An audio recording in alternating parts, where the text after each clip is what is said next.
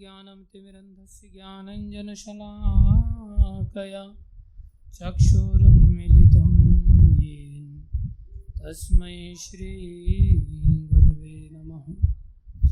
श्रीचैतन्यमनोभीष्टं स्थापितं येन भूतले स्वयं रूपकदा मह्यं ददाति स्वपदान्तिकम्। वन्देऽहं श्रीगुरु श्रीयुतापदकमलं श्रीगुरुन् वैष्णवांश्च श्रीरूपं साग्रजातं सहगना रघुनाथान्वितं तं सजीवं सान्द्वैतं सावधूतं परिजनसहितं कृष्णचैतन्यदेवं श्रीराधाकृष्णपदान् सहगण ललिता श्रीविशाखान्वितांश्च। हे कृष्ण करुणा सिन्धो दीनबन्धो जगत्पते गोपेश गोपीकान्त श्रीराधाकान्त नमस्तुते। तप्त कांचन गौरंगी राधे वृंदावनेश्वरी वृषभानुसुते देवी प्रणमामि हरिप्रिये। वाञ्छाकल्पतरुभ्यश्च कृपा सिन्धुभ्यैव च पतितानां पावनेभ्यो वैष्णवेभ्यो नमो नमः। जय श्री कृष्ण चैतन्य प्रभु नित्यानंदा श्री अद्वैत गदाधर शिवासादि गौर भक्तवृंदा। हरे कृष्णा कृष्णा कृष्णा हरे हरे हरे राम राम राम हरे हरे। हरे कृष्णा कृष्णा कृष्णा हरे हरे हरे राम राम राम हरे हरे। हरे कृष्णा कृष्णा कृष्णा हरे हरे हरे राम राम राम हरे हरे। गुरुवे गौरचन्द्राय राधिकाय तदालये कृष्णाय कृष्णभक्ताय तद्भक्ताय नमो नमः।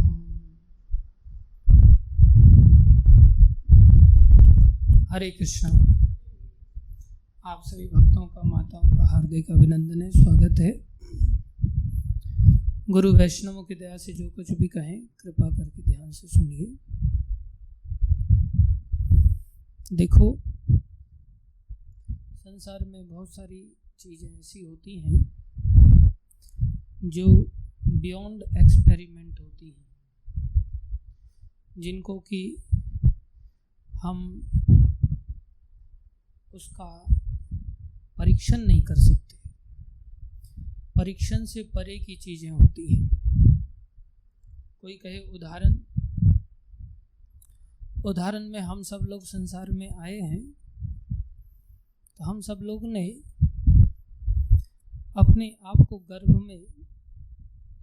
गर्भाधान होते हुए देखा नहीं है कि हम सब गर्भावस्था में कैसे पहुँचे। हमने माता के गर्भ का आश्रय कैसे लिया, ये हम में से कोई नहीं जानता है।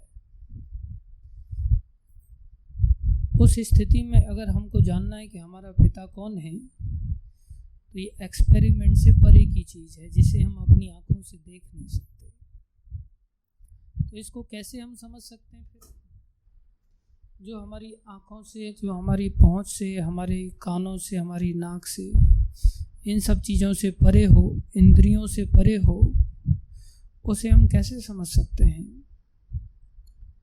उसको समझने का एकमात्र तरीका है कि हम उसको यदि प्रामाणिक स्रोत से श्रवण करें।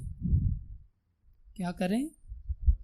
प्रामाणिक स्रोत से श्रवण करें तो हमें सही सही जानकारी प्राप्त हो सकती है।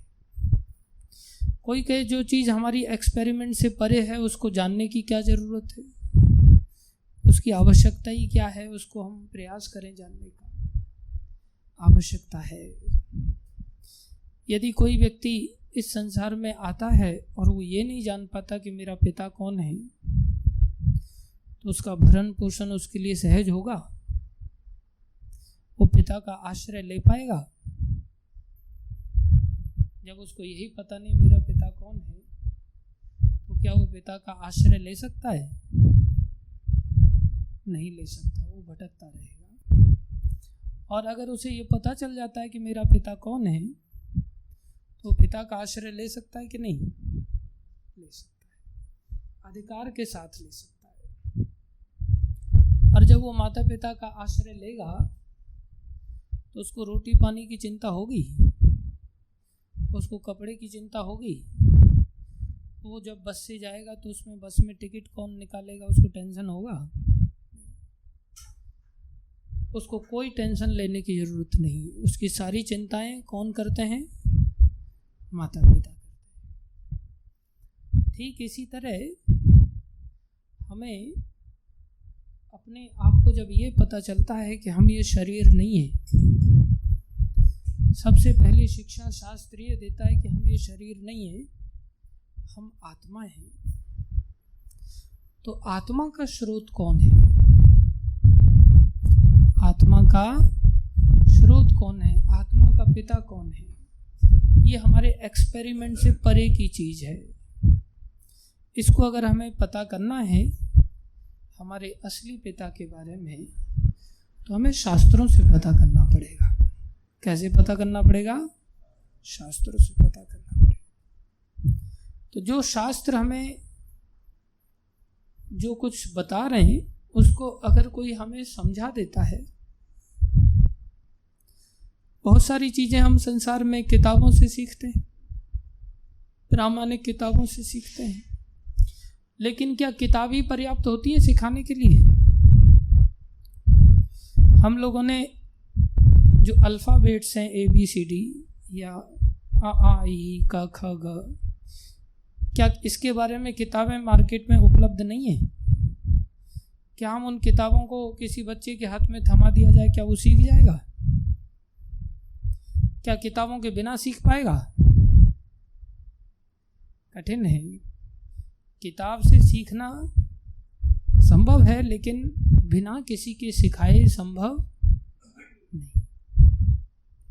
किताब भी चाहिए और उस किताब से समझाने वाला भी चाहिए। ऐसे ही भगवान के बारे में, अर्थात उस आत्मा के स्रोत के बारे में, जो कि हम आत्मा हैं, हमारे स्रोत के बारे में अगर हमें जानकारी चाहिए तो कैसे पता चलेगा? किसी परीक्षण से पता चलेगा? एक्सपेरिमेंट कर सकते हैं क्या? नहीं। बियॉन्ड एक्सपेरिमेंट कोई चीज़ है तो उसको कैसे समझाया जा सकता है? शास्त्र से। कैसे समझाया जा सकता है? शास्त्र से। शास्त्र के रूप में हमारे पास गीता, भागवत, वेद, उपनिषद, पुराण आदि बहुत सारी चीज़ें हैं। क्या उनको हम खुद से पढ़ कर के सीख सकते हैं, समझ सकते हैं? खुद से पढ़ के किताबों से क ख ग सीख गए थे क्या? नहीं। क्या किया था? किसी के द्वारा सीखना पड़ा था। ऐसे ही शास्त्रों को भी हमें क्या करना पड़ेगा? किसी से सीखना पड़ेगा। जब हम किसी से सीखेंगे तो ही वास्तव में हमें शास्त्र का सार समझ में आएगा। जब तक हम किसी से नहीं सीखेंगे हमें समझ में नहीं आएगा। जब समझ में ही नहीं आएगा तो हम आश्रय कैसे ले पाएंगे? इसलिए आश्रय लेने के लिए समझना बहुत आवश्यक है। जितना हम अधिक गुरु वैष्णवों के द्वारा समझेंगे उतना ही अधिक सशक्त हमारा आश्रय होगा। आप सब लोगों ने ट्रेन पकड़ा है? ट्रेन पकड़ा है रात के समय में? जब रात को ट्रेन आती है तो कैसी दिखती है? रात को ट्रेन को आते हुए देखा है रेलवे स्टेशन पर? जब आती है तो कैसी दिखती है? लाइट दिखती है, उसमें और कुछ भी नहीं दिखता, केवल ट्रेन की लाइट दिखती है और हमको लगता हाँ देखो ट्रेन आ गई। फिर थोड़ी और नजदीक आता है तब क्या दिखता है? इंजन दिखता है ट्रेन का, एक प्रकार से पूरा स्ट्रक्चर दिखता है, एक एक बोगी हम देख सकते हैं। और जब ट्रेन आकर के रुक जाती है तब क्या दिखता है? बोगी को ही देखते रहते हैं क्या? फिर क्या करते हैं? उसके अंदर अपनी सीट दिखाई देती है, हमारी ये सीट है, हमें यहाँ बैठना है, यहाँ तकिया लगाना है, यहाँ सोना है आराम से, 4 लोग हमारे साथ में हैं, उनके साथ गप्पे मारना है। तो ये क्या है? ट्रेन की अनुभूति। ये क्या है? ट्रेन की अनुभूति। जब लाइट के रूप में आ रही थी तब क्या कह रहे थे? कौन आ गया? ट्रेन आ गई। और जब लाइट आगे चली गई तब हम आगे गए थे या बोगी के पास रुके? लाइट आगे चली गई, हमने लाइट को छोड़ दिया, कहने अरे अरे बोगी आ गई, ये रही ट्रेन। ऐसा नहीं कि लाइट के साथ भागते फिरे। और जो हमारी बोगी थी हमने उसका परीक्षण करके उसमें प्रवेश किया या किसी भी बोगी में चढ़ गए? अपनी बोगी में। जैसी क्लास के हम व्यक्तित्व थे, एसी क्लास के थे तो थोड़ी और शान के साथ चढ़े, स्लीपर क्लास के थे थोड़ा सा कंधे झुके हुए चढ़े, और जनरल में देखे अरे यार शायद एक आध मिल जाए सीट। आदमी के ऊपर आदमी रहता है, वहाँ सीट तो रहती नहीं। औकात के अनुसार हमें सीट प्राप्त हुई, लेकिन प्राप्त होने पर थोड़ा सुकून आया, कैसी भी सीट मिली अच्छा लगा। ऐसे ही भगवान की अनुभूति होती है अलग अलग स्तर पर। जब हम भगवान से दूर रहते हैं तब भगवान का अनुभव ब्रह्म के रूप में जीवों को प्राप्त होता है। किस रूप में? ब्रह्म के रूप में। वो ब्रह्म कौन है? भगवान की लाइट, भगवान का प्रकाश, भगवान के अंग का प्रकाश, भगवान की ब्रह्म ज्योति जिसको कहते हैं। जब हम दूर रहते हैं, अंधेरे में पड़े रहते हैं, तब अंधेरी रात में कहीं दूर से हमें दिखाई देता है प्रकाश, तो वो क्या है? भगवान का प्रकाश। अर्थात वो भी क्या है? वो लाइट भी क्या है? भगवान। जैसे वो लाइट क्या थी? ट्रेन। बोगी क्या थी? ट्रेन। सीट क्या थी? ट्रेन। ऐसे ही जो लाइट आ रही है ब्रह्म ज्योति के रूप में, वो क्या है? भगवान। और भगवान के और नजदीक आ जाने पर भगवान का स्वरूप दिखाई दिया। क्या दिखाई दिया? स्वरूप दिखाई दिया। जब हृदय में भगवान का चतुर्भुज नारायण के रूप में जो स्वरूप दिखाई दिया, वो क्या है? भगवान के अंग का प्रकाश। वो क्या था? भगवान। जैसे लाइट क्या थी? ट्रेन। अब बोगी शरीर के रूप में दिख रहा है ट्रेन का, तो वो क्या है? ट्रेन।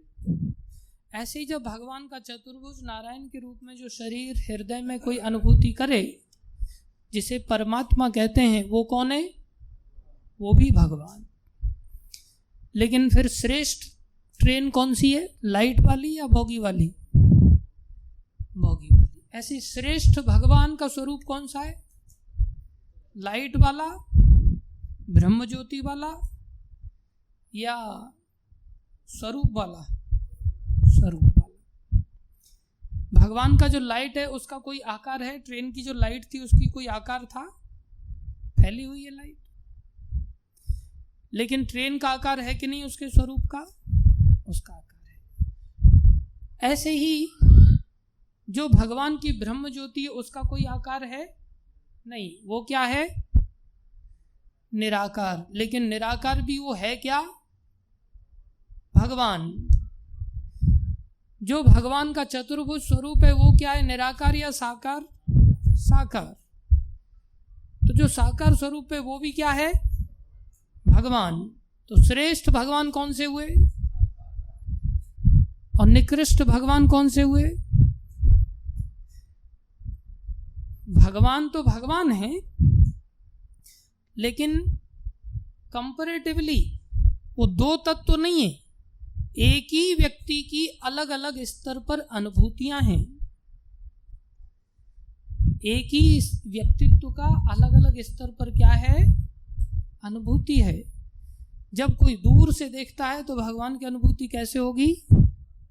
निराकार स्वरूप में। और जब कोई नजदीक से देखता है तो कैसे होगी? साकार स्वरूप में। तो साकार स्वरूप में कौन से रूप में देखते हैं भगवान? चतुर्भुज नारायण के स्वरूप में, जिनको क्या कहते हैं? परम आत्मा। क्या कहते हैं? आत्माओं के स्रोत। हमारी जो आत्मा है वो छोटी आत्मा, और भगवान को परम आत्मा मतलब बड़ी आत्मा। हमें अनु आत्मा कहा जाता है और भगवान को विभु आत्मा कहा जाता है। अनु मतलब छोटा, विभु मतलब बड़ा। हम छोटी आत्मा है और परम मतलब श्रेष्ठ। परम मतलब श्रेष्ठ। भगवान कैसी आत्मा हुए? श्रेष्ठ आत्मा। उनका नाम क्या पड़ा फिर? परमात्मा। इतना समझ में आया? लेकिन वो परमात्मा के साथ कोई खेल कूद नहीं सकता, उनके साथ कोई व्यवहार आदान प्रदान के रूप में नहीं कर सकता। जैसे ट्रेन की बोगी के साथ कोई आदान प्रदान कर सकता है? बोगी पर कहीं ऊपर से तकिया लगा सकता है, बैठ सकता है? नहीं। उसके लिए क्या करना पड़ेगा? अंदर जाना पड़ेगा। ऐसे ही भगवत तत्व में कोई और अंदर प्रवेश करता है, भगवत तत्व में कोई और अंदर प्रवेश करता है तो वो भगवान जीवों के साथ संबंध स्थापित करता है और उनका नाम पड़ता है फिर भगवान। क्या नाम पड़ता है? भगवान। जो वैरायटीज के साथ हैं। भग माने ऐश्वर्य, वान माने रखने वाले। जैसे धनवान, वान माने रखने वाला। किसको? धन को। तो नाम क्या पड़ा? धनवान। ऐसे ही भगवान मतलब जो ऐश्वर्यों को रखता हो। कौन से ऐश्वर्य? 6 ऐश्वर्यों को रखता हो। सबसे सुंदर हो, सबसे ज़्यादा शक्तिशाली हो, सबसे ज़्यादा धनवान हो, सबसे ज़्यादा ज्ञानवान हो, सबसे ज़्यादा वैराग्यवान हो और सबसे ज़्यादा ज्ञानवान हो। ये 6 ऐश्वर्य जिसके पास होते हैं वो क्या कहलाते हैं? भगवान। ये 6 ऐश्वर्य कहाँ पता चलते हैं? परमात्मा स्वरूप में। ट्रेन की बोगी ऊपर से ऐसा अंतर दिखाती है कि हाँ ये एसी है, ये स्लीपर है, ये जनरल है। ऊपर से हमें कोई बहुत ज़्यादा डिफरेंस पता चलता है क्या? कब पता चलता है? अंदर जाकर के, अरे यहाँ तो बहुत जगह है, अरे यहाँ तो जगह ही नहीं है, अरे यहाँ तो और जगह नहीं है। अंदर जाके पता चलता है। ऐसे ही परमात्मा स्वरूप में हमें उतने ऐश्वर्यों का अनुभव नहीं हो सकता। तो किस स्वरूप में अनुभव होता है? भगवान स्वरूप में अनुभव होता है। इसलिए उनका नाम क्या पड़ा? भगवान। क्या नाम पड़ा? भगवान। इतना समझ में आया? भगवान की अनुभूति कितने स्तर पर हुई? 3। कितने स्तर पर हुई? कौन कौन से? ब्रह्म, परमात्मा और भगवान। ये अपने प्रयास से किसी को हो सकता है ऐसा अनुभव? एक्सपेरिमेंट से हो सकता है? एक्सपेरिमेंट से तो अपने बाप का भी अनुभव नहीं होता, तो भगवान का अनुभव कैसे होगा? पिता की अनुभूति के लिए भी माता से सुनना पड़ता है कि मेरा पिता कौन है? प्रामाणिक स्रोत से सुनना पड़ता है। ऐसे ही प्रामाणिक स्रोत अर्थात जो शास्त्र हैं, जब हम उनसे इन बातों को सुनते हैं कि पढ़ने से चल जाएगा, क्या करना पड़ेगा? किसी के द्वारा पढ़ाया जाना पड़ेगा और हमें क्या करना पड़ेगा? उनके संरक्षण में पढ़ना पड़ेगा। काखा गाभी बिना पढ़ाए हमें समझ में नहीं आते। ठीक वैसे ही शास्त्रों को उठा करके, गीता को उठा करके, भागवत को उठा करके, अन्य ग्रंथों को, वेदों को उठा करके कोई पढ़ करके अगर भगवान को जानने का प्रयास करता है तो उसको पता नहीं चल सकता। तो ब्रह्म के बारे में कौन पढ़ा सकता है? ब्रह्म के बारे में कौन पढ़ा सकता है?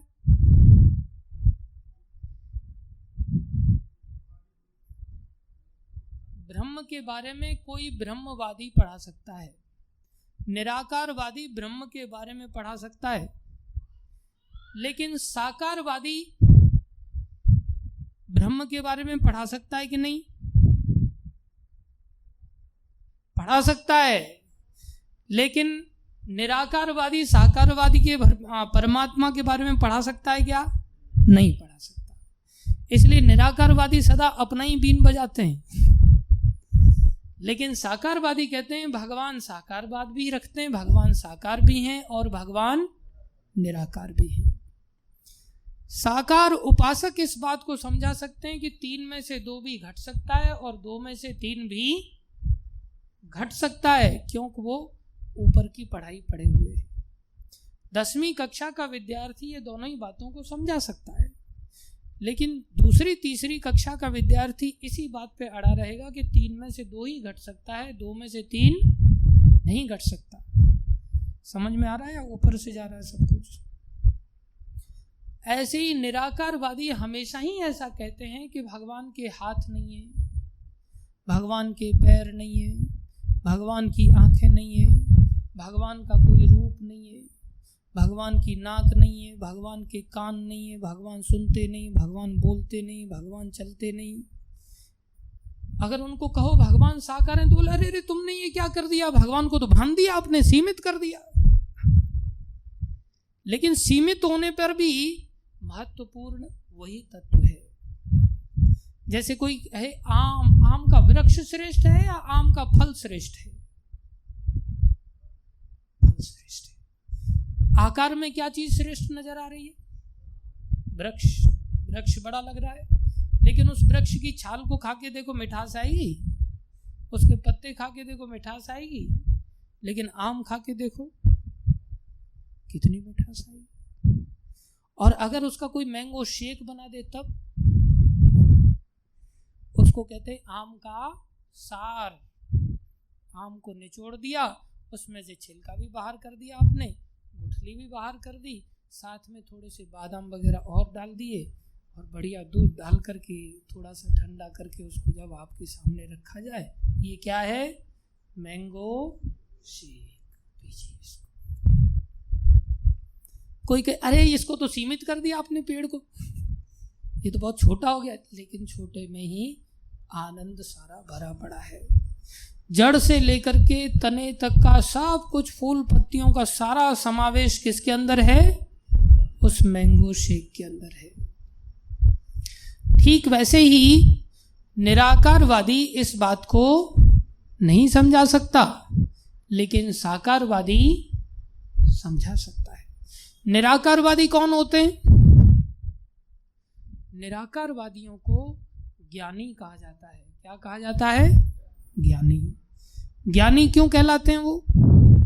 क्योंकि वो अपने परिश्रम से ज्ञान का अनुशीलन करते हुए चलते हैं और सोचते हैं एक्सपेरिमेंट करें, ये भगवान है क्या? बोले नहीं, ये भगवान नहीं है। एक्सपेरिमेंट करने के बाद पता चला ये भगवान नहीं। फिर दूसरा चीज उठाया, ये भगवान है क्या? बोले नहीं, ये भी दुखदायक चीज है। भगवान तो सुख की मूल है, सुख की खान है। फिर एक एक चीज को उठाते हैं, फिर कहते हैं नेति न इति, ये भगवान नहीं है। हमने सोचा था शायद भगवान निकलेंगे, लेकिन ये तो नहीं निकले। फिर एक एक चीज को वो उठाते उठाते संसार की अलग अलग लोग ऐसा ठप्पा लगाते चलते, ये भगवान नहीं है, ये भगवान नहीं है, ये भगवान नहीं है। इसको कहते न इति न इति न इति न इति। इसको कहते नेति नेति गाया वेदों ने, पार नहीं पाया वेदों ने। नेति मतलब न इति, ये नहीं है। तो जब न इति न इति न इति करते करते करते करते सारे संसार में घूम लिए और अनुशीलन करते गए, तब पता चला संसार की कोई भी वस्तु भगवान नहीं है। जो कुछ भी दिखता है, जो कुछ भी पकड़ में आता है, जो कुछ भी सूंघने में आता है, जो कुछ भी कानों से सुनने में आता है, इनमें से कुछ भी भगवान नहीं है। जब हार गए तब क्या निर्णय किया उन्होंने भगवान के बारे में? बोले भगवान कौन है? जिसका कोई आकार नहीं है, जिसके कोई हमारी जैसी टांगे नहीं है, जिसके हमारे जैसे हाथ नहीं है। उससे पहले उसको कड़वा अनुभव नहीं आया था। जब कड़वा अनुभव आया तो छोड़ते चले गए। पहले तो जैसे कोई व्यक्ति सोचता है मोबाइल ही भगवान है, फिर पता चला रे आंखें खराब हो गई यार, छोड़ो इसको। फिर सोचा रसगुल्ला भगवान है, फिर सोचा रसगुल्ला खा के डायबिटीज हो गई, छोड़ो इसको, ये भगवान नहीं हो सकता। फिर सोचा गाड़ी भगवान है, फिर गाड़ी का एक्सीडेंट हो गया, हाथ पैर और चले गए गांठ के, बोले ये भगवान नहीं, छोड़ो इसको। ऐसे करते करते संसार में हर चीज को उसने तिरस्कृत कर दिया, निकाल दिया लिस्ट में से और कहा ये भी नहीं, ये भी नहीं, ये भी नहीं, ये भी नहीं, कुछ नहीं चाहिए मुझे। तो क्या बोले भगवान ऐसे हैं जिनका कि कोई हाथ नहीं, पैर नहीं, नाक नहीं, कान नहीं, उनकी कोई विशेषता नहीं, अर्थात वो निराकार है। तो ब्रह्म स्वरूप में भगवान को कौन जानता है? ब्रह्म ज्योति के रूप में भगवान को कौन जानता है? ज्ञानी। और जब वो संसार में से भटकते भटकते भटकते भटकते थक जाता है, तब अंदर की ओर थोड़ा अनुशीलन करता है। फिर अंदर के बारे में सोचता है, शास्त्रों से पता करता है, अरे हम इस शरीर के अंदर कैसे काम करते हैं। तब पता चलता है अंदर मन है, बुद्धि है, अहंकार है, इंद्रियां हैं, ये पंच तत्वों से हमारा शरीर बना होता है। फिर वो अंदर की यात्रा जब करता है तो अंदर करते करते करते करते उसको पता चलता है योग का आश्रय लेता है। क्या करता है? योग का आश्रय लेता है, अष्टांग योग पद्धति का आश्रय लेता है। तब उसे पता चलता है कि ये सारा हृदय से सारा शरीर चलायमान है और उस हृदय में कौन वास करते हैं? भगवान, परमात्मा स्वरूप से। तो परमात्मा को कौन जान पाता है? योगी। परमात्मा को कौन जान पाता है? योगी, जो अंदर आंखें बंद करके बिल्कुल ध्यान अंदर ही केंद्रित कर देता है और फिर भगवान के चतुर्भुज नारायण स्वरूप का दर्शन करता है। अद्वितीय दर्शन होते हैं और उनमें से उनके दर्शनों की छवि अगर हट जाए तो उसके प्राण निकल जाए, इतना आकर्षण है। लेकिन आदान प्रदान कुछ नहीं, बस देखते रहो। फिर कोई व्यक्ति और आगे बढ़ता है और नजदीक आता है, तब वो क्या बन जाता है? भगवान और भगवान के वैष्णवों की दया से कभी वो भक्त बन जाता है। तो फिर वो किस रूप में अनुभूति करता है? भगवान रूप में अनुभूति करता है। किस रूप में? भगवान रूप में, जिसमें कि क्या देखता है वो भगवान के अंदर? 6 ऐश्वर्यों को देखता है। कौन कौन से ऐश्वर्य? अनंत धन, अनंत शक्ति, अनंत सौंदर्य, अनंत ज्ञान, अनंत वैराग्य और अनंत यश, अनंत कीर्ति। उसकी अनुभूति वो साक्षात रूप से उनके साथ आदान प्रदान करते हुए करता है। वो कौन होता है? अनुभूति करने वाला कौन होता है? भक्त होता है। गीता में भगवान ने कहा कि मैं केवल भक्ति से ही जाना जा सकता हूं, जैसा मैं हूं। भक्त्या माम अभिजानाति यावन यश्चास्मि तत्वतः। जैसा मैं हूं, जो अत्यधिक आनंद का अनुभूति मैं स्वयं करता हूँ इन 6 ऐश्वर्यों के कारण, वो अनुभूति केवल किससे प्राप्त हो सकती है? सामने वाले को केवल भक्ति से प्राप्त हो सकती है, मेरे साथ आदान प्रदान करने से हो सकती है। अगर कोई भगवान की निराकार उपासना नहीं करता, साकार उपासना भी नहीं करता, परमात्मा बन के भगवान जो आदान प्रदान करने, अर्थात वो योगी नहीं बनता, भक्त बन करके भगवत अनुभूति नहीं कर पाता, तो फिर वो क्या कर रहा है संसार में? क्या कर रहा है? अगर कोई निराकार उपासक भी नहीं है, अर्थात ज्ञानी भी नहीं है, योगी भी नहीं है और भक्त भी नहीं है, तो क्या है वो?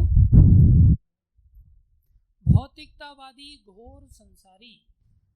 कौन है वो? भौतिक संसार को ही उसने सर्वस्व मान लिया है और उसी में उसने अपने जीवन को अटका रखा है। वो एक पशु सदृश है जो कि जीवन में संसार की वस्तुओं से ही अपने आप को संतुष्ट करना चाहता है, जबकि संसार क्या है? संसार को बनाने वाले भगवान ने बनाया। कहा माम उपेत्य पुनर्जन्म दुखालयम अशाश्वतम। बोले संसार की जो बनावट है, जिन जिन चीज़ों को लेके संसार को बनाया गया है, बनाने के बाद इस संसार पे एक लेबल लगा दिया, एक नाम लिख दिया। क्या नाम लिखा? दुख आलय। अर्थात संसार से आपको क्या मिलेगा? दुख। क्या मिलेगा? केवल दुख। अर्थात हम कैसे खड़े हैं फिर? अपने घर से दूर रेलवे स्टेशन पे चुपचाप खड़े हैं और ट्रेन कैंसिल हो गई।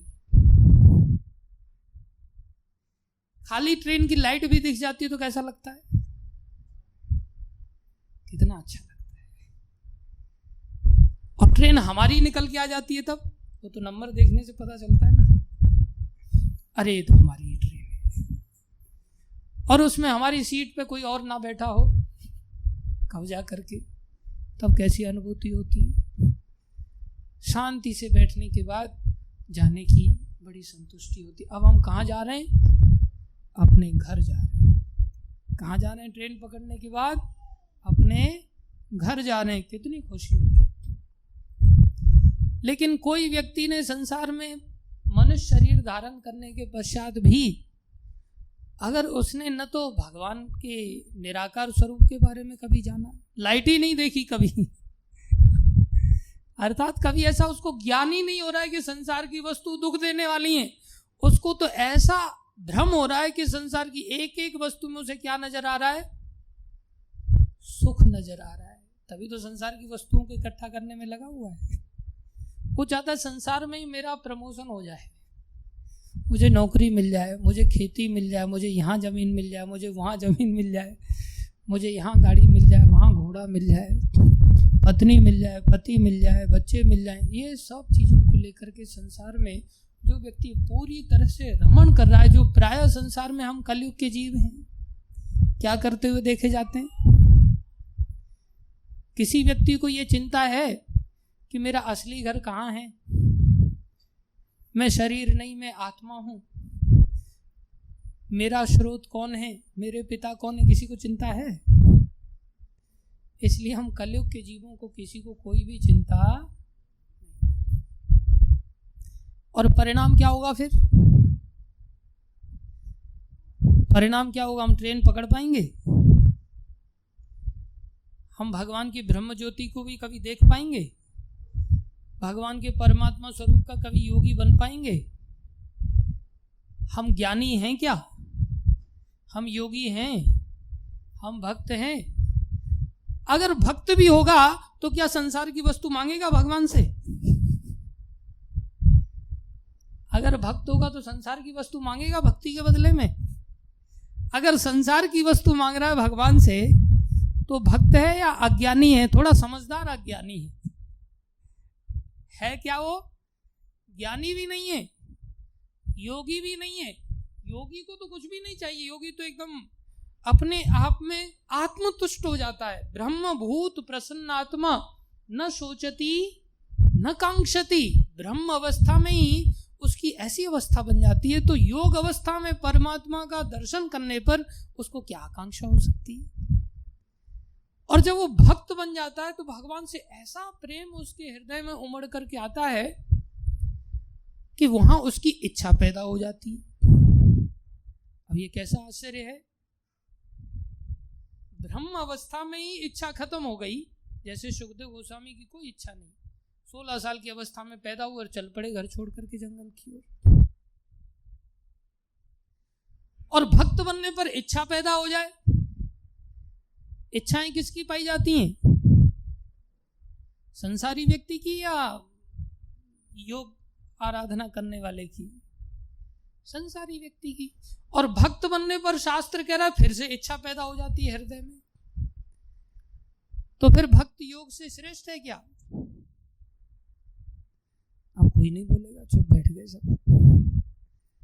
कठिन प्रश्न किया मैंने।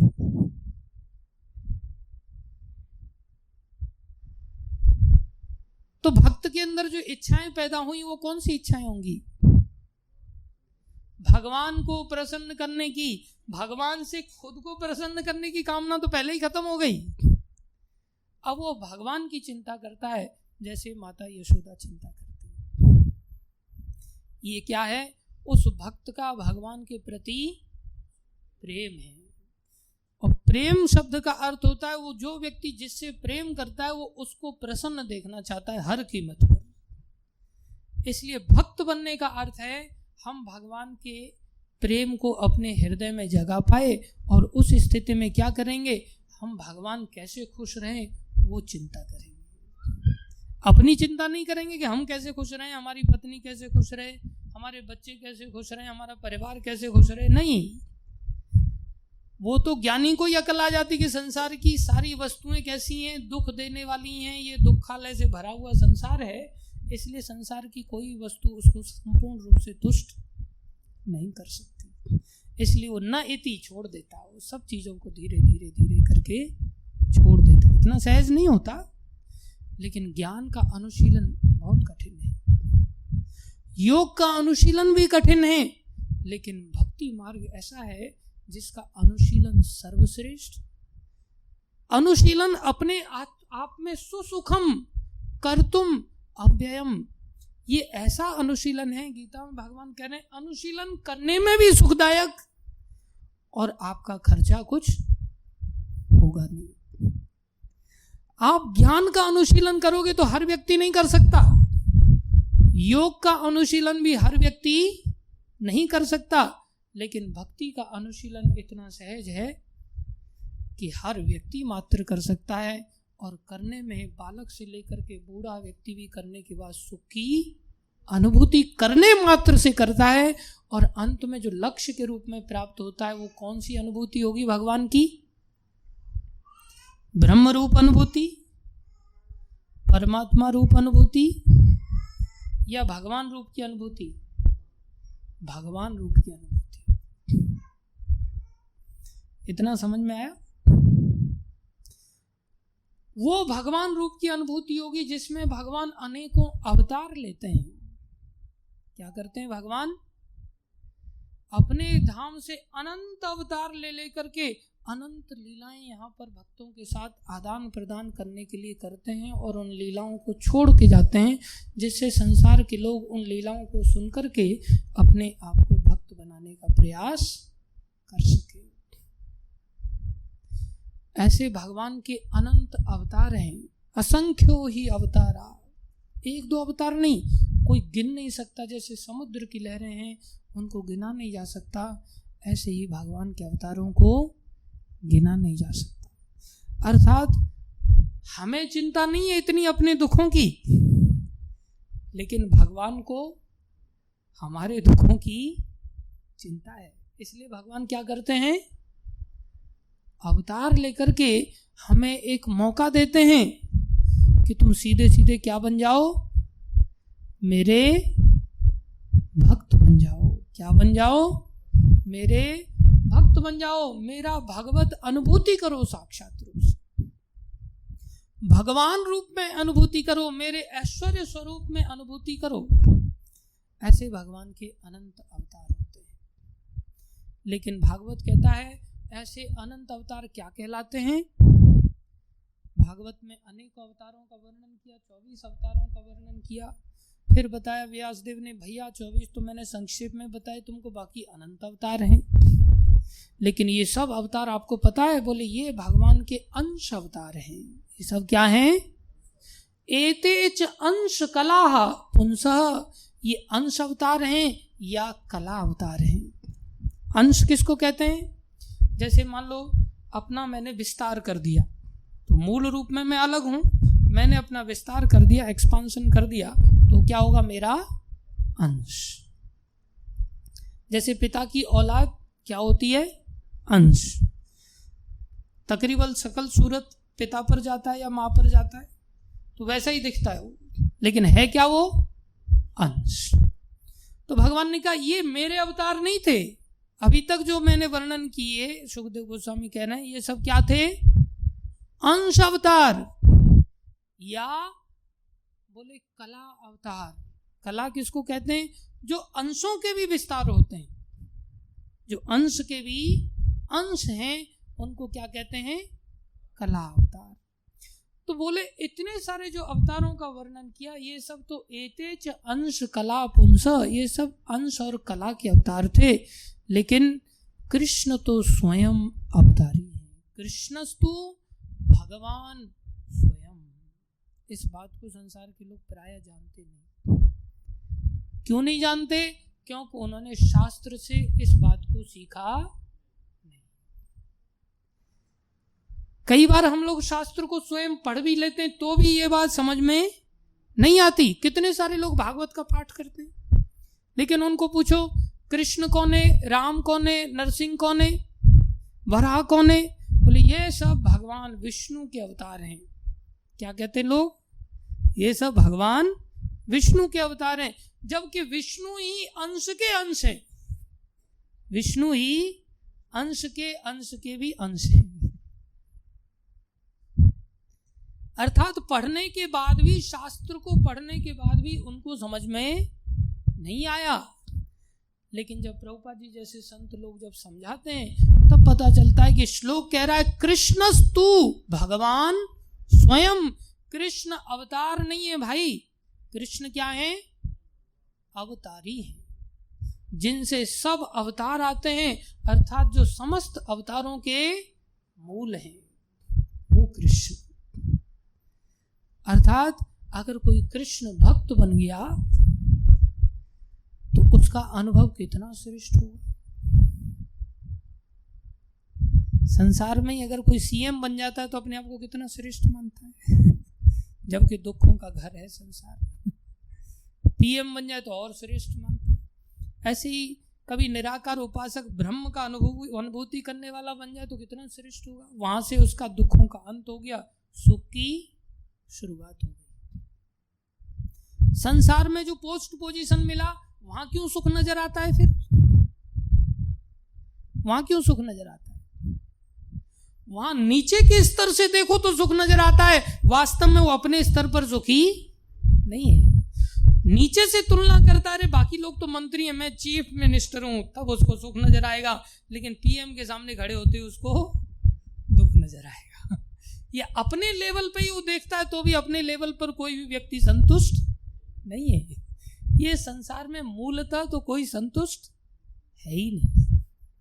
लेकिन जब ब्रह्म उपासक बनता है, चाहे उसमें कितने भी कष्ट क्यों ना हो, क्लेशो अधिक तरस तेषाम, गीता में भगवान कह रहे हैं निराकार मेरी जो उपासना करता है वो भी मेरी प्राप्ति कर लेता है, लेकिन उसमें काफ़ी कष्ट उठाने पड़ते हैं उसको, और कष्ट उठा करके कभी निराकार ब्रह्म स्वरूप की अनुभूति कर लेता है तो वो ज्ञानी कहलाता है। और उससे श्रेष्ठ अगर कोई योग मार्ग को अपना लेता है, अंतर्मुख होना चालू कर देता है, और आत्म अनुभूति के पश्चात जब वो परमात्मा का अनुभूति करता है तो योगी कहलाता है। और जब वो और अनुभूति करके मेरे षड ऐश्वर्य को समझ पाता है, भक्तों की दया से, शास्त्रों की दया से, शास्त्र और भक्त के मेल से जब वो कभी समझ पाता है तो क्या बनता है? भक्त बनता है। तब उसकी सुख की तुलना क्या होगी? और उस भक्त में भी जो आगे बढ़ते बढ़ते बढ़ते बढ़ते अनेकों अवतारों के जो स्रोत हैं, कौन? श्री कृष्ण। जब उनका भक्त बनता है तब बोले उससे श्रेष्ठ कुछ भी अनुभूति नहीं। इसलिए कृष्ण भक्त कोई बन जाए तो उसके लिए संसार का ब्रह्मा बनना, संसार में इंद्र बनना, संसार में मंत्री बनना, चीफ मिनिस्टर बनना, प्रधानमंत्री बनना, ये सब बहुत तुच्छ चीजें हैं, सब कीड़े मकोड़े जैसी स्थितियां हैं। इसलिए ये मनुष्य शरीर जब हमें कोई समझा देता है इस शरीर में कि वो कृष्ण क्या है, वो कृष्ण क्या है, भगवान की अनुभूति की पराकाष्ठा है। जब वो भगवान यहां आकर के कृष्ण अवतार लेते हैं, जब वो भगवान स्वयं अवतार, मतलब वो अवतार नहीं है, वो अवतारी हैं। जब अवतारी अवतार लेता है अर्थात स्वयं श्री कृष्ण जब आते हैं तो आकर के सर्वोत्तम लीलाओं का रसास्वादन करते हैं। ऐसी कोई रस का आस्वादन नहीं है जो भगवान श्री कृष्ण नहीं करते। पांचों रसों का आस्वादन करते हैं, शांत रस का भी, दास्य रस का भी, साख्य रस का भी, वात्सल्य रस का भी, माधुर्य रस का भी, जो भगवान विष्णु भी नहीं करते।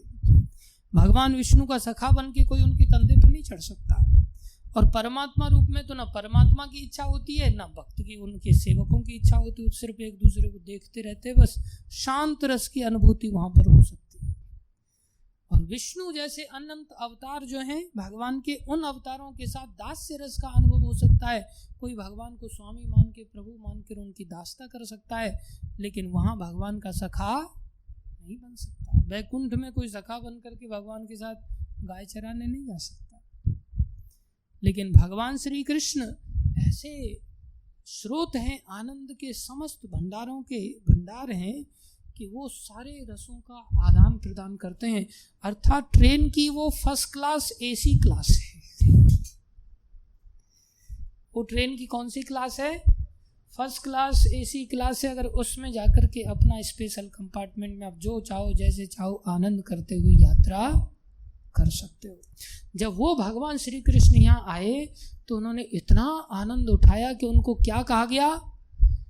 लीला पुरुषोत्तम भगवान श्री कृष्ण। उन्होंने केवल बिंदास लीलाएं की बस, और सब लीलाएं उनकी पूजनीय हुई। फिर उसमें उन्होंने चोरी किया या हरण किया या रण छोड़ करके भाग गए, रण छोड़ रहा है कहलाए। हर लीला में चाहे एक नहीं, दो नहीं, सैकड़ों हजारों रानियों के साथ विवाह किया, कुछ भी किया, वो सब क्या कहलाई? लीला कहलाई। किसके लिए भगवान ने ऐसा किया? केवल भगवान ने दयावश अपने भक्तों को आनंदित करने के लिए। जब भगवान यहाँ आकर के ऐसी लीलाएं किया तो क्या नाम पड़ा? लीला पुरुषोत्तम। लीलाएं तो सब अवतार करते हैं, नरसिंह अवतार में भी लीला किया, लेकिन हिरण्यकशिपु का पेट फाड़ करके गले में डाल कर बोले चलो काम खत्म हो गया। वराह अवतार किया, नीचे से धरती निकाल दिया, स्टेब्लिश कर दिया, बोले चलो। नहीं, कृष्ण अवतार में तो भगवान ने अनंत लीलाएं की। राम अवतार में भी लीला किया, लेकिन मर्यादाओं के अंतर्गत रह करके, इसलिए उनका नाम क्या पड़ा? मर्यादा पुरुषोत्तम।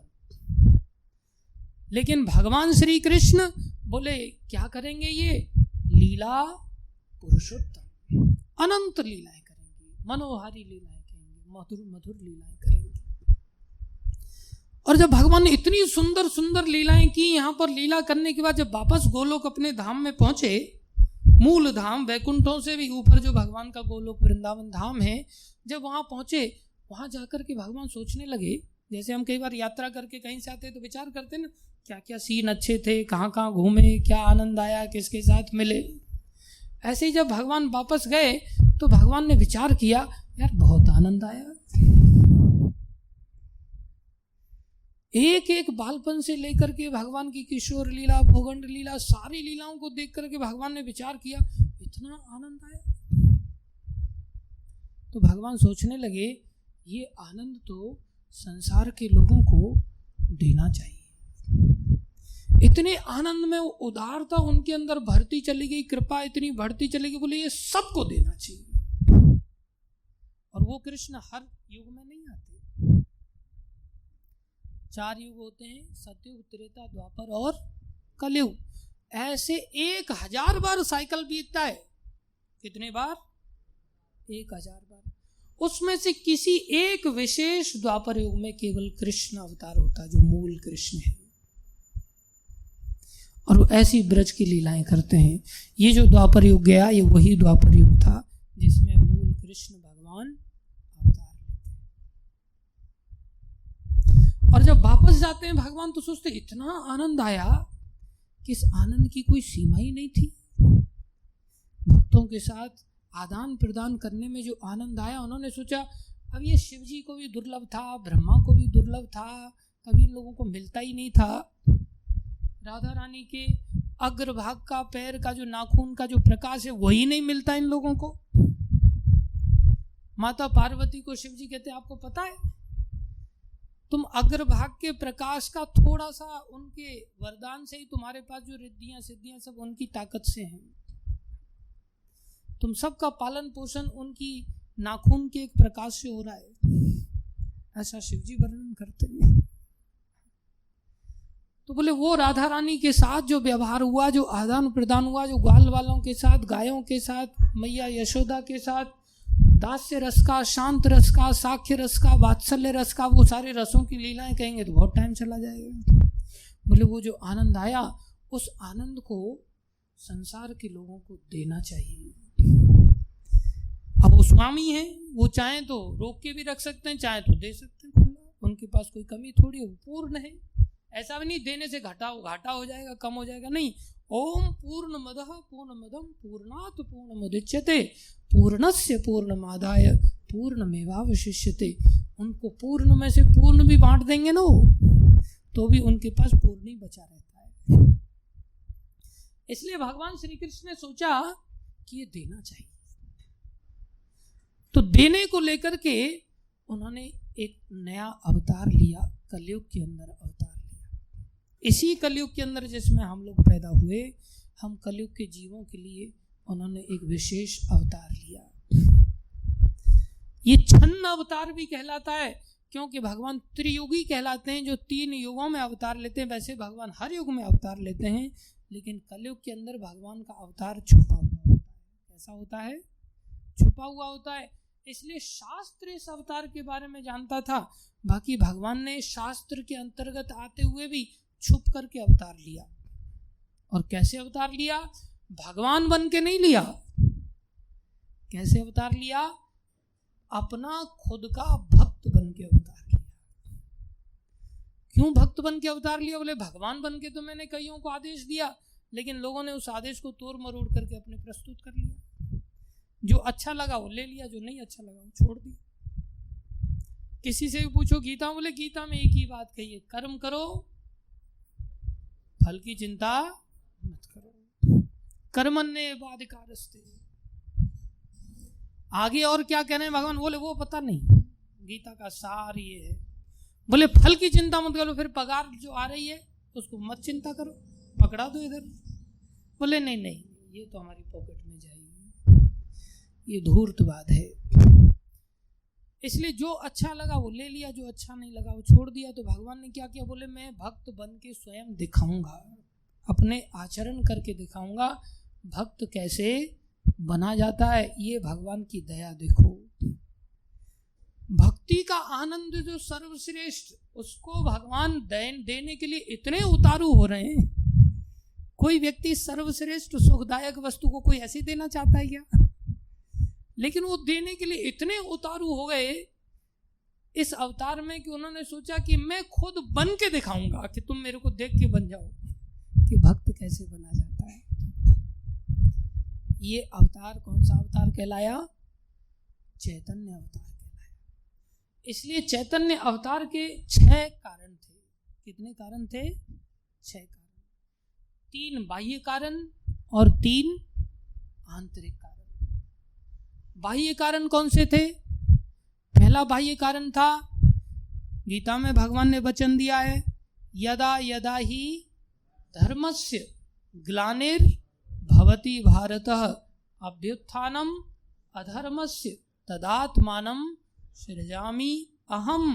मैं स्वयं जब धर्म की ग्लानि होती है तो मैं प्रकट होकर के आता हूँ, आकर के उस धर्म की ग्लानि को पुनः नष्ट करने के बाद स्थापित करता हूँ, धर्म की स्थापना करता हूँ। तो भगवान ने अवतार किस लिए लिया? कलयुग के आ जाने पर धर्म प्राय नष्ट होने लग गया और लोग इतने भौतिकतावादी हो गए, इतने सेल्फ सेंट्रिक हो गए कि चारों तरफ कलह ही कलह बढ़ने लग गई। कलह क्यों बढ़ती है? जब सेल्फ सेंट्रिक व्यक्ति हो जाता है, अहमता बढ़ जाती है, ममता बढ़ जाती है, तब कलह उत्पन्न हो जाती है। अहमता मतलब मैं अपने आप को प्रस्तुत करता हूं आगे, मैं को आगे रखता हूं, उसे अहंकार कहते हैं। जब मैं आगे रखूंगा तो एक मोबाइल को लेकर झगड़ा चालू हो जाएगा, ये मेरा मोबाइल, ये मेरा मोबाइल। वो कहेगा मैं इसका स्वामी हूं, वो कहेगा मैं इसको स्वामी, वहीं से कलह चालू हो जाएगी और ममता से कलह चालू हो जाएगी। इसलिए जब अहमता बढ़ती जाती है, अहमता बहुत ज्यादा अंदर, अहमता की जड़ें फैल जाती हैं और अंदर गहरी जड़ जब हो जाती है, गहरी जड़ होकर के जब ज्यादा फैल जाती है तो बाहर ममता भी उतनी ही फैल जाती है। और जब अहमता ममता का जब ये विस्तार बढ़ जाता है तो हर व्यक्ति का व्यक्तित्व जब अपने आप में बढ़ने लग जाता है तो आपस में क्या होगी? कलह होगी। इसलिए जितना अहमता ममता का विस्तार खत्म होगा और हम सभी भगवान के शरणागत होकर के समर्पित सारे के सारे भक्त बन जाएंगे, उतना ही कलह शांत हो जाएगी। तो उस समय इतनी कलह होने लगी, सब लोग इतने अहंकारी हो गए, इतने मैं अपने आप को प्रस्तुत करने लगे, इतने शरीर के स्तर पर डूब गए। मैं मतलब भगवान के दास से अलग समझना अपने आप को, अपनी अलग से सत्ता मानना। जब इस सत्ता के साथ लोग जीवन जीने लगे तब धर्म की ग्लानि हो जाती है, कलह बढ़ जाती है। तब भगवान क्या करते हैं? अवतार लेते हैं। तो भगवान ने अवतार क्यों लिया? धर्म की ग्लानि को खत्म करने के लिए, धर्म की स्थापना करने के लिए। दूसरा बाह्य कारण था, युग धर्म की स्थापना करनी है भगवान ने। अलग अलग युगों का अलग अलग धर्म होता है। सतयुग का एक धर्म होता है, उसको कहते हैं कृतेय ध्यायतो विष्णु।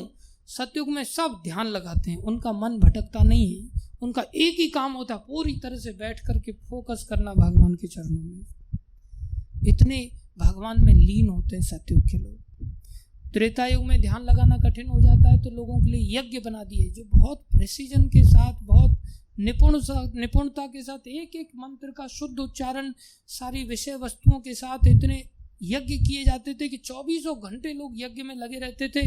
उससे भगवान में ही उनकी प्राय लीनता हो जाती थी।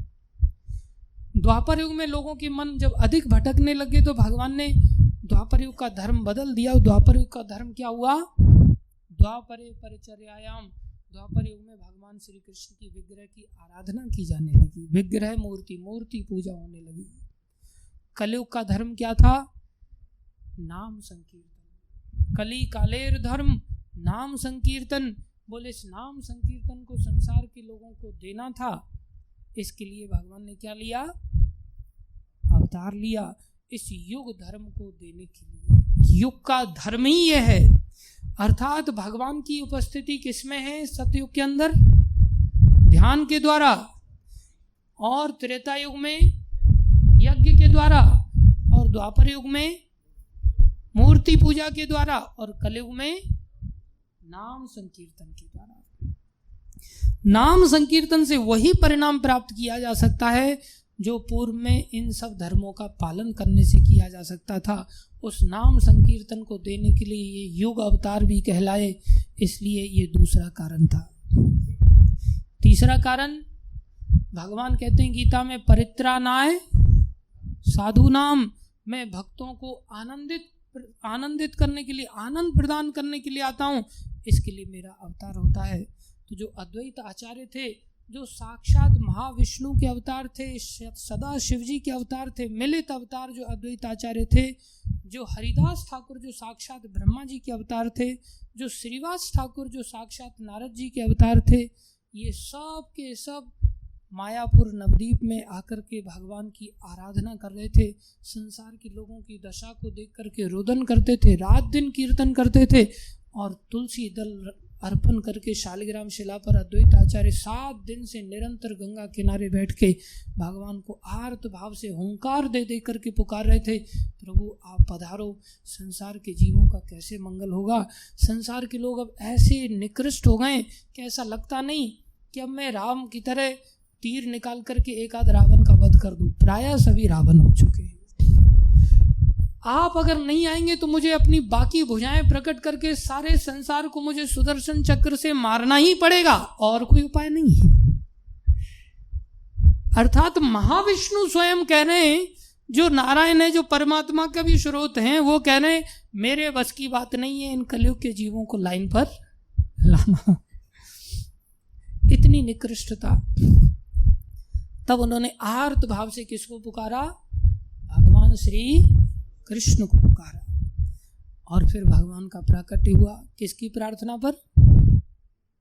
अद्वैत आचार्य की प्रार्थना पर, श्रीवास ठाकुर की प्रार्थना पर जो नारद जी के अवतार हैं, हरिदास ठाकुर की प्रार्थना पर जो किसके अवतार हैं? ब्रह्मा जी के अवतार हैं। श्रीवास आंगन में ये सब भक्त लोग निरंतर भक्ति करते रहते थे, कीर्तन करते रहते थे। संसारी लोगों को संसार में रमण करते उनका हृदय फटता था। सोचते थे ये संसारी धूर्तों का कैसे कल्याण होगा। ये जानबूझ करके आग को गले लगा रहे हैं पतंगा की तरह। जैसे पतंगा अज्ञानता के कारण अग्नि में कूद जाता है, ऐसा सोचकर अग्नि कितनी सुंदर है, और जिंदा भस्म हो जाता है। ऐसे ये संसारी जीव संसार में इतने रमण कर रहे हैं कि इनके बच्चों का शादी ब्याह में तो ये लोग रमण करते ही करते इसको तो लक्ष्य बना ही लिया है। उस समय ऐसा दौर आ गया था, लोग कुत्ते बिल्ली की भी शादियां करते थे। इतना कलयुग नीचे चला गया था। जैसे आजकल गौ पालन छोड़ के लोग कुत्ते पालते, कुत्ता पालना फैशन हो गया है। उस समय बिल्ली भी पालते थे, और कुत्ते बिल्लियों की एक परिवार दूसरे परिवार में बारात लेकर के जाता था और फिर उस पर पैसे उड़ाते थे। आजकल लोग शादी ब्याह में कितना अंधाधुंध पैसा उड़ाते हैं। बोले इन धूर्तों को क्या होगा, नरक में जाएंगे ये जाकर के, इसलिए इनकी रक्षा के लिए आप पधारिए और इनका कल्याण कीजिए। ये 3 कारण कैसे थे? बाह्य कारण थे ये 3 तो। पहला कौन सा? धर्म की रक्षा के लिए। दूसरा, युग धर्म की स्थापना करने के लिए। तीसरा, भक्तों को आनंदित करने के लिए। भक्त अपने लिए दुखी नहीं होते, भक्त किसके लिए दुखी होते हैं? दूसरों के लिए दुखी होते हैं। अगर भक्त अपने लिए दुखी होता है तो भक्त कहाँ हो?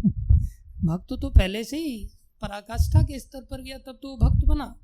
अन्यथा वो योगी कहलाता, उससे नीचे ज्ञानी कहलाता, उससे नीचे अज्ञानी कहलाता, संसारी कहलाता।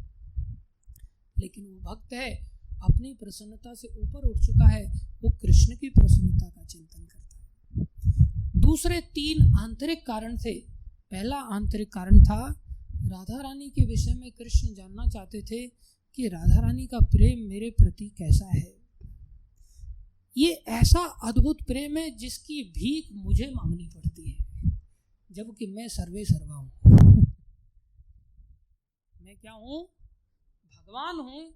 लेकिन मानगढ़ पर जब राधा रानी मान लीला करके बैठ जाती तो उनके चरणों में जाकर के मुझे भीख मांगनी पड़ती है उनकी कृपा की। इनके अंदर ऐसा क्या प्रेम छुपा हुआ है, मैं उसको चखना चाहता हूँ। तो राधा रानी का प्रेम चखने के लिए क्या करना पड़ेगा? राधा रानी का भाव लेना पड़ेगा। तो राधा रानी के चरणों में जाकर के निवेदन करते हैं, राधे मुझे आप अपना भाव दे दो, अपना मूड दे दो। तुम्हारा जो प्रेम का जो हृदय में भाव है वो मुझे आप कुछ दिन के लिए उधारी दे दो, कोई बात नहीं। तो राधा रानी कहती हैं, तुम मेरा भाव लेकर के अगर जाओगे, अवतार लोगे, तो तुम मेरे भाव को ग्रहण करने के बाद तुम किसको देखोगे? कृष्ण को देखोगे। राधा रानी की केस सज्जा भी होती है तो राधा रानी शीशे में अपने केस नहीं देखती कि मेरे केस कैसे सजाए जा रहे हैं। उनके केसों को सजा रहे हैं श्री कृष्ण, तो शीशे में कृष्ण को देख रहे हैं। उनको अपने केसों की परवाह नहीं है, उनको परवाह किसकी है? कृष्ण की। बोले जब तुम मेरा मूड लेकर के जाओगे, मेरी भावना को लेकर के जाओगे, तो तुम्हें अपने आप को ही देखने के बाद पागलपन आ जाएगा और तुम लोट-पोट होने लगोगे, संभाल ही नहीं सकते अपने आप को। इसलिए तुम्हें संभालने के लिए ये जो काला शरीर है, जब लोट-पोट पहले से ही काला है, ऊपर से जब लोट-पोट हो जाओगे तो कैसा शरीर हो जाएगा तुम्हारा। और इस शरीर की इतनी सामर्थ्य भी नहीं है कि लोट-पोट होने पर ये सहन कर सके, इसको बहुत कष्ट झेलने पड़ेंगे। इसलिए एक काम करो, मैं तुम्हें अपना शरीर का कांति भी देती हूँ जो सहन कर सकता है। सिर्फ राधा रानी ने ऊपर का क्या दिया? कांति दिया, गौर वर्ण कृष्ण को दिया। ये मेरा वर्ण भी तुम ले जाओ, मूड के साथ क्या ले जाओ? मेरा वर्ण भी ले जाओ। इसलिए श्री कृष्ण कैसे बने अब इस अवतार में? गौर वर्ण वाले बने। इसलिए इनका नाम गौरांग भी पड़ गया। क्या नाम पड़ा? गौरांग। तो पहला कारण आंतरिक क्या था? राधा रानी का प्रेम क्या है? प्रेम में ही तो भावनाएं उठती हैं। बोले ये कैसा प्रेम है इनके अंदर? उसको जो व्यक्ति गुजरता है वही व्यक्ति समझ सकता है। तो राधा रानी जिस प्रेम का अनुभव करती हैं उस प्रेम को कृष्ण चखना चाहते हैं। कृष्ण को आकर्षित होना पड़ता है, जबकि कृष्ण शब्द का ही अर्थ है सर्व आकर्षक, जो सबको आकर्षित करते हैं। लेकिन वो कृष्ण को भी आकर्षित मजबूरी में होना पड़ता है, उस राधा रानी के प्रेम को चखना चाहते हैं। जबकि राधा रानी कौन है? कृष्ण ही अपने प्रेम का आदान प्रदान करने के लिए एक देह से दो देह बनते हैं, राधा और कृष्ण के रूप में बनते हैं, जिससे आदान प्रदान कर सके। लेकिन दो बनने के पश्चात राधा रानी का वो प्रेम चखना चाहते हैं। उसके लिए क्या करना है? राधा रानी तुम मुझे मूड दे दो तुम्हारा। दूसरा कारण क्या है? कृष्ण राधा रानी के पीछे तो पागल हैं ही, क्या राधा रानी कृष्ण के लिए पागल नहीं है? तो कृष्ण ये भी चाहते हैं कि मेरे अंदर ऐसी क्या विशेषता है, क्योंकि वो खुद तो अपने आप को चख नहीं पा रहे। अब जैसे कोई रसगुल्ले को चखे तो दूसरा व्यक्ति रसगुल्ले के बारे में वर्णन कर सकता है, लेकिन अब रसगुल्ला सोचे मेरे में क्या टेस्ट है, तो उसके लिए रसगुल्ला खुद अपने आप को खा सकता है क्या? नहीं, उसके लिए रसगुल्ले को आदमी बनना पड़ेगा और फिर खाना पड़ेगा। क्या ये रसगुल्ले के लिए संभव है कि रसगुल्ला भी बना रहे और आदमी भी बन जाए और फिर खा ले अपने आप को? ऐसा रसगुल्ले के लिए संभव है?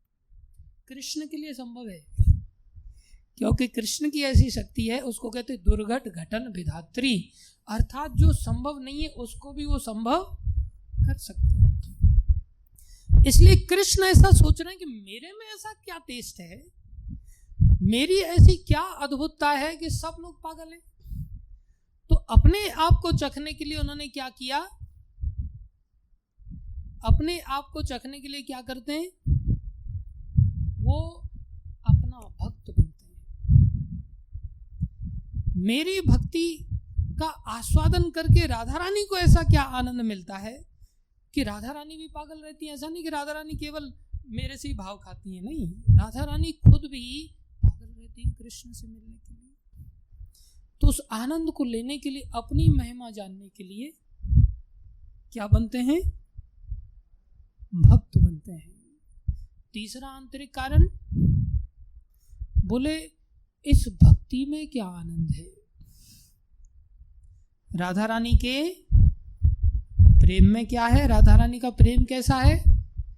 मेरा खुद का अद्भुतता क्या है और मेरी भक्ति करने में उस भक्ति का क्या रस है, उस भक्ति का आनंद खुद लेना चाहते हैं।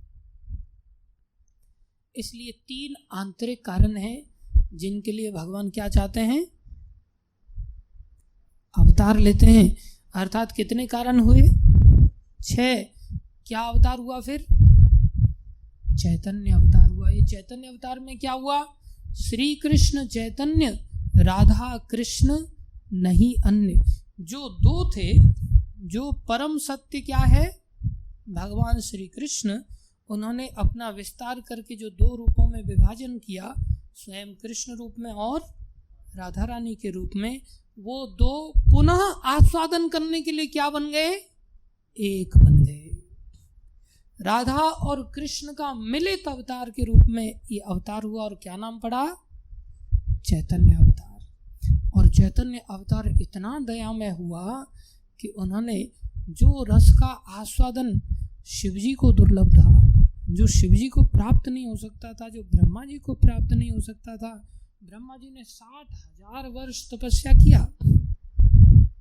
जब भगवान कृष्ण का यहाँ अवतार होने वाला था तो भगवान ने पूछा क्या मांगते हो? बोले मुझे आप ऐसा आश्रय दो कि मैं आपकी रासलीला का थोड़े चरणों की धूल प्राप्त कर सकूं। तब भगवान कहते ठीक है, जाओ पर्वत बन जाओ, ब्रह्माचल पर्वत बन जाओ और वहाँ तुम्हारे पर्वत के ऊपर हम सब गोपियों के साथ रास क्रीड़ा करेंगे। तो ब्रह्मा जी की ये ताकत नहीं थी कि वो ये कह सकें कि मुझे कोई इंसानी बना दो कि मैं बरसाने जाकर के आपकी रासलीला देख सकूं, गोवर्धन जाकर के कुछ देख सकूं, कुछ लीला का अनुभूति कर सकूं। 60,000 वर्ष तपस्या करने के बाद, एक तो बहुत पहले ही तपस्या की थी उन्होंने, दोबारा में इस अवतार की जैसी उनको जानकारी मिली कि सबसे पहले तो उन्हीं को जानकारी प्राप्त हुई जब सारे देवता भूमि देवी के साथ प्रार्थना किए तो किसी को अनुभूति नहीं हो रही है। आखिर में ब्रह्मा जी ने ध्यान लगाया, भगवान के बड़े भक्त हैं ब्रह्मा जी, भगवान ने हृदय में ही बताया, साक्षात रूप से नहीं। बोले मेरा मूल स्वरूप आएगा, अभी स्वयं श्री कृष्ण अवतार लेने वाले हैं। तब ब्रह्मा जी को बड़ी खुशी हुई। अब वेदों के ज्ञाता हैं, भगवान ने उनके हृदय में ज्ञान दे रखा है, तो अंदर इच्छा हुई काश मैं भी ऐसी रास लीला देख पाता, भगवान की मनोहारी लीलाओं के दर्शन कर पाता। तो उस दर्शन को करने के लिए 60,000 वर्ष तपस्या करनी पड़ी और क्या बने? पर्वत बनना पड़ा। उस पर्वत पर जाकर के हम लोग नाचते कूदते, जिसके 4 मुख है, मानगढ़, दानगढ़, विलासगढ़ और भानुगढ़। ये चारों गढ़ ब्रह्मा जी के मुख हैं। नंदगांव, वहां पर शिव जी को पर्वत बनना पड़ा। नंदी पर्वत के रूप ऊपर जो नंदगांव बसा हुआ है, जहाँ भगवान लीला करते हैं। उद्धव जी कहते हैं मेरे को आप घास ही बना दो, और हम उस घास के ऊपर रौंदते हुए चले जाते हैं। सोचा जाए तो हमारी कितनी औकात हो गई, लेकिन ये सारी औकात मिट्टी में मिल जाती है जब हम इस धाम को छोड़ के फिर से वापस चले जाते हैं, संसार के सुखों में डूब जाते हैं, भगवत भक्ति का आश्रय नहीं ले पाते, जो एकमात्र मौका है। तो ये चैतन्य अवतार हुआ, ये चैतन्य अवतार ऐसा हुआ कि इन्होंने किसी की परवाह नहीं की कि कौन कैसा है। दीनहीन जत छीलो, हरि नामे उद्धारिलो, तार साक्षी जगाई मदाई।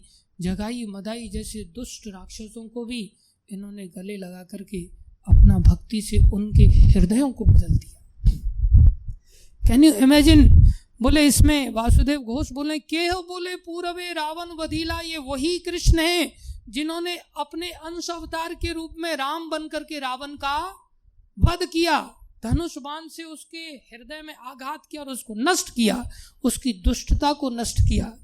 ये वही कृष्ण है जिन्होंने पूतना का वध किया लेकिन अस्त्र शस्त्र नहीं उठाया। कृष्ण अवतार तो मूल है ना, उनको अस्त्र शस्त्र उठाने की जरूरत नहीं पड़ती।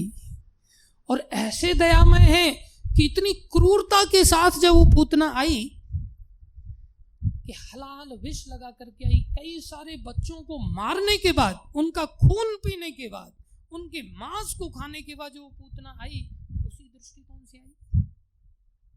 लेकिन उस दृष्टिकोण में उसके अंदर थोड़ा सा भाव भगवान की सुंदरता को देख करके जागृत हो गया, और वो भी हृदय से एक क्षण मात्र के लिए भगवान को प्रेम से ही दूध पिलाने लग गई।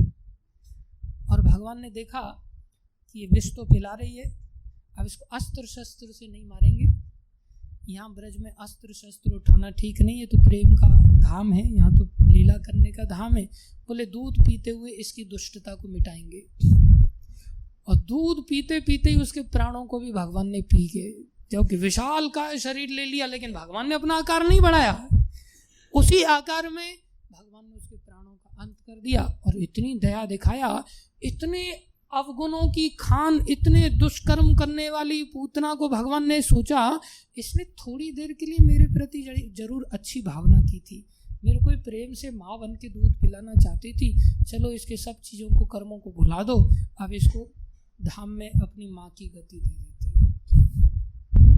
वो कृष्ण ने क्या किया? माता का गति दे दिया। बोले वही कृष्ण जब चैतन्य अवतार लेते हैं तो इतने दया के समुद्र हैं कि उन्होंने किसी का वध ही नहीं किया, ना तो अस्त्र शस्त्र उठाए। और जो कि कलयुग के जीव कैसे, जो भगवान को ही पूतना की तरह मारने लगे थे, जगाई मदाई उसके प्रमाण थे। भगवान को मारने जा रहे हैं, लेकिन मारने वाले व्यक्ति को भी भगवान ने बिना हथियार के पान कर लिया पूतना के रूप में। लेकिन इस अवतार में भगवान ने पान नहीं किया, मार खाई। नित्यानंद अवतार में मार खाए प्रेम दे, दयाल तो नहीं है। ऐसे दयालु अवतार के उन्होंने मार खा करके भी गले लगा लिया, खून बह रहा उनके मस्तक से, फिर भी चैतन्य महाप्रभु ने गले लगा करके दोनों भाइयों का उद्धार किया। क्या अस्त्र शस्त्र था लोगों के हृदय में दुष्टता को मिटाने का, भगवत प्रेम को उदय कराने का? केवल एक ही अस्त्र था, नाम संकीर्तन। अर्थात नाम संकीर्तन कलयुग में क्या है? साक्षात भगवान है। जो अस्त्र शस्त्र से राम अवतार में हुआ वही बिना अस्त्र शस्त्र के कृष्ण अवतार में हुआ, क्योंकि कृष्ण भगवान है, वो चाहे तो कैसे भी कुछ भी कर सकते हैं। लेकिन वही कलयुग में भगवान कैसे करते हैं? केवल नाम संकीर्तन से। इसलिए नाम संकीर्तन साक्षात क्या है? भगवान है। असंभव को भी संभव करने वाला है नाम संकीर्तन। और चैतन्य अवतार में महाप्रभु ने ये सब करके दिखाया। हिंसक जो जाति के जो सिंह आदि हैं उनके हृदय को भी बदल दिया इस संकीर्तन के द्वारा। झारखंड के जंगलों से गुजरते हुए और दोनों टांगे खड़ी करके लोग गान करते हुए जाने लगे। ये अवतार आज ही के दिन हुआ, नवदीप मायापुर धाम में हुआ, सची माता के गर्भ से हुआ। सची माता साधारण नहीं थी। सची माता के पति जगन्नाथ मिश्र ये बांग्लादेश में निवास करते थे। 7 भाई थे। माधव मिश्रा के 7 पुत्र थे, उनमें से 5वें नंबर के जगन्नाथ मिश्र थे। इन्होंने सब अपना स्थान छोड़ करके ये नवदीप गंगा किनारे रहने के लिए चले आए। ये नहीं हमारा परिवार वहाँ रहता है, जीजा वहाँ रहता है, साला वहाँ रहता है, सब उन्हीं के साथ में रमण करते हुए घर जमाई बन के रहें। नहीं, भगवत अनुभूति पाने के लिए जगन्नाथ मिश्र आ गए और यहाँ आकर के सची माता के साथ इनका विवाह हुआ। सची माता के पिता थे नीलांबर चक्रवर्ती, जो ज्योतिष शास्त्र के बड़े प्रकांड विद्वान थे। और इनके अंदर दैव इच्छा से संतान प्राप्ति की इच्छा हुई। एक संतान हुई, होते ही बेचारी मर गई, कन्या रूप में पैदा हुई। लेकिन प्रबल इच्छा थी संतान पाने की। दूसरी संतान हुई, दूसरी भी मर गई, वो भी कन्या रत्न था। तीसरी संतान फिर गर्भ में आई, तीसरी भी पैदा होने के पश्चात खत्म हो गई। ऐसे 8 कन्याएं जगन्नाथ मिश्र के घर में खत्म हो गई। लेकिन शालिग्राम भगवान की सेवा का त्याग नहीं किया। हम लोग तो भगवान को अपना काम के मतलब समझते हैं, नहीं काम दे रहे चलो मैं को दूसरा बदलते हैं या काम हो गया अब तो हो गया, पूजने की क्या जरूरत है। 8 कन्याओं का अंत हो गया, लेकिन फिर भी भगवत निर्भरता को नहीं त्यागा। सच्चे ब्राह्मण थे। ब्राह्मण कभी किसी की चापलूसी नहीं करता। 2 चीजें होती, कृपण और ब्राह्मण। कृपण माने कंजूस, जो अपना पेट भरने के लिए इकट्ठा करना चाहता है, और ब्राह्मण उसके उल्टा होता है, जो देना चाहता है। ऐसे सच्चे ब्राह्मण थे, किसी की नौकरी चाकरी नहीं करते थे और इनका जीवन दूसरों के लिए होता था। उसी को ब्राह्मण कहते हैं। हम लोग तो रात दिन पैसे का ही सोचते रहते हैं, ये कृपणता है। हो गए क्या तैयार? तो ये बड़े सच्चे ब्राह्मण थे। इतनी देर में क्या हुआ, शालिग्राम भगवान की सेवा करते करते एक बड़े सुंदर बालक का जन्म हुआ। उनका नाम विश्वरूप रखा, जो बलराम जी के अवतार थे। बड़े प्रसन्न हुए। प्रसन्न होने के बाद ये नहीं कि अब काम बन गया भाई अब छोड़ो वापस कर दो शालिग्राम जी।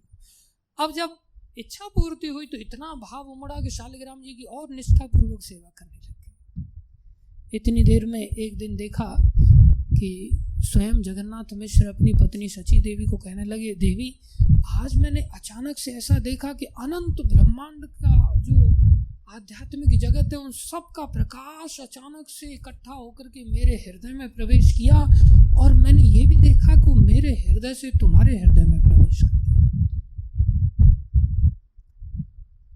और जैसे ही देखा कि थोड़े समय में पता चला कि वो गर्भ धारण हो चुका है, तब उन्होंने देखा ये बड़ा अद्भुत बालक होने वाला है लगता है। ऐसे महात्मा थे उनके माता पिता। और जब गर्भ अवस्था को प्राप्त हुई तो सची माता भी कि हाँ मेरे को भी ऐसा दिखाई देता है, दिन में भी कई बार, रात्रि में भी मैं देखती हूँ, जब मैं सोती रहती हूँ तो ऐसा लगता है आकाश में कई सारे दिव्य लोक के देवता लोग आकर के मेरे गर्भ की ओर हाथ जोड़ करके स्तुतियां करते हुए दिखाई देते हैं। स्पष्ट रूप से दिन में भी दिखाई देते हैं। कई बार मुझे भी ऐसा लगता है कोई दिव्य बालक मेरे गर्भ के अंदर आ गया है, कुछ न कुछ अद्भुत होने वाला है। ऐसा सोचते सोचते 13 महीने बीत गए। माघ मास में गर्भ अवस्था को भगवान प्राप्त हुए हृदय से हृदय में जाकर के 1485 ईस्वी में, और 13 महीने बीत गए लेकिन संतान नहीं हुई। अंत में दुखी होकर के जगन्नाथ मिश्र नीलांबर चक्रवर्ती जो उनके ससुर थे, ज्योतिषी थे प्रकांड, जिनकी बात कभी असत्य नहीं होती थी। आजकल के ज्योतिषी तो तुक्का मारते हैं, जो कभी तुक्का बैठ जाता है सही, कभी नहीं बैठता है। और ऐसा तो एक हर आदमी अपने आप में अनुभव कर सकता है, उसका भी व्यक्तिगत तुक्का बैठ जाता है, कभी नहीं बैठता। लेकिन ज्योतिषी लोग अपने पॉकेट भर के ले जाते हैं, पॉकेट में लोगों को ठग ठगा करके। उन्होंने कहा ये साधारण बालक नहीं है, ये उस समय का चुनाव कर रहे हैं जो सबसे बेस्ट समय होगा सृष्टि का। और वो समय आया, वो समय चंद्र ग्रहण का समय था, फाल्गुन मास के अंतर्गत, जिसमें कि भगवान ने देखा कि चंद्र ग्रहण में उस समय लोग इन चीज़ों को बहुत तत्वात्मक दृष्टि से समझते थे और सोचते थे चंद्र ग्रहण मतलब अशुभ समय है। और अशुभ समय में वो क्या सोचते थे, हमारे साथ भाई कुछ अशुभ ना हो जाए। लोग शुभ अशुभ का बहुत विचार करते थे। आजकल तो लोगों को अकल ही नहीं है, इसलिए अशुभ समय का विचार करके लोगों ने क्या किया, जितने घंटे तक का चंद्र ग्रहण था सब के सब नवद्वीप में गंगा जी के अंदर प्रवेश कर गए, आधे आधे। और गंगा जी के अंदर प्रवेश करके हृदय से हरिनाम संकीर्तन करने लगे, ये सोच करके कि मंगल करने वाला मंगलकारी भगवान का नाम है, मंगल भवन अमंगल हरि, इसलिए नाम उच्चारण करो भाई। जितने मुसलमान लोग थे वो भी मजाक के वे में ही भगवान का नाम उच्चारण कर रहे। और चंद्र ग्रहण का समय है, विश्वनाथ चक्रवर्ती ठाकुर लिखते हैं भगवान ने इस समय का चुनाव इसलिए किया कि चंद्र ग्रहण को शर्म आ गई कि स्वयं जब गौर चंद्र प्रकाशित होने वाले हैं तो गौर चंद्र के समय में ये धब्बे वाला चंद्रमा को अपना मुंह दिखाने की ताकत कहाँ है। बोले उन्होंने अपने आप को छुपा लिया, और जब देखा चैतन्य महाप्रभु ने कि अभी ऐसा समय आ गया है, सारा संसार हरिनाम ले रहा है, हरिनाम का उच्चारण कर रहा है, उसी समय में नीम के वृक्ष के नीचे सची माता के गर्भ से भगवान ने अपने आप का प्राकट्य किया। और नीम के पेड़ के नीचे होने के कारण सची माता ने उनका नाम निमाई रखा। और जब देखा सब गोपियों ने, जितने भी आस पड़ोस के नवद्वीप की वासियां थी, मायापुर की रहने वाली थी, सब ने आकर के देखा ऐसा सुंदर बालक, अपने बालकों को प्रेम करना छोड़ करके उस बालक के ऊपर टूट पड़ी। ऐसी सुंदर सुंदर भगवान की आंखें, सुंदर होठ, भगवान के सुंदर बाल, सुंदर भगवान का अद्भुत श्रृंगार, वो सारी चीजें देख करके, दिव्यता देख करके सारी पागल हो गई कृष्ण के लिए, चैतन्य महाप्रभु के लिए। अपने बच्चों को भूल गई, घर में जाती नहीं थी। अब भगवान पैदा हुए तो भगवान रोने लगे, लेकिन भक्त भगवान को रोते हुए नहीं देखता, जो प्रेम करता है। जब अपने बच्चों से प्रेम नहीं, इनसे प्रेम है, तो सब तरह के यत्न करने लगी कैसे भी करके ये बालक चुप हो जाए, लेकिन भगवान रोए जा रहे हैं। अंत में जब सब थक गई, खिलौने आदि गोद में लेकर के, कभी अलग पोज में, कभी अलग पोज में, कोई कुछ पिला रही है, कुछ पिला रही है, लेकिन भगवान रोना चुप ही नहीं कर रहे। जैसे ही किसी ने कहा कि ये तो भगवान ही इसको शांत कर सकता, बोलो हरि हरि, जैसे ही हरि हरि बोला भगवान खिलखिला के हंसने लग गए। भगवान ने उसी समय से नाम का प्रचार करना चालू कर दिया और सबको पता चल गया तो हरि हरि बोलने से हंसने लगता है। इसलिए उन औरतों ने उनका नाम गौरांग रखा और गौर हरि नाम रख दिया कि गौर है लेकिन हरि से बड़ा प्रेम है इसको, इसलिए सब गौर हरि बोल बोल करके भगवान को हंसाने लगी, खिलाने लगी। और जब नीलांबर चक्रवर्ती को पता चला, उन्होंने सब कुंडली देखी तो आश्चर्य से डूब गए। बोले ये तो भगवान का ही अवतार है, ये साक्षात श्री कृष्ण है। ये अलग अलग युगों में अलग अलग नामों से जाना जाता है। इनका नाम आने वाले समय में श्री कृष्ण चैतन्य होगा। तो ये चैतन्य अवतार से आगे चल करके इन्होंने बहुत सुंदर सुंदर लीलाएं की और ये सभी अवतारों के सार माने गए। समय बहुत कम है, अब लीलाएं तो सुनाने का समय है नहीं। संक्षेप में आपको कुछ बेसिक बातें भी समझानी पड़ी, जिसमें कि भगवान की अनुभूति किस स्तर पर होती है, किस तरह से होती है, ये बातें भी समझानी पड़ी। उसमें भी थोड़ा समय गया, लेकिन साथ में चैतन्य अवतार को हम सभी समझें। और ये कलयुग का अवतार है, ये ऐसा अवतार है कि अपराधों को नहीं लेते, ये सभी अवतारों के सार हैं। आओ हम थोड़ा अब इनकी आरती करते हैं। इनकी पूजा करनी चाहिए, इनकी आराधना करनी चाहिए। इनकी आराधना से हमें भक्ति शीघ्र प्राप्त होती है, फिर हम चाहे कैसे भी क्यों न हो। इनकी आराधना में एक ही नियम है कि बस नाम संकीर्तन करना सीखना चाहिए, नाम का आश्रय लेना चाहिए। बोलो गौरांग महाप्रभु की जय, बोलो जगन्नाथ मिश्र की जय, बोलो शची माता की जय, बोलो गौर हरि भगवान की जय, अनंत कोटि वैष्णव वृंद की जय। आप सब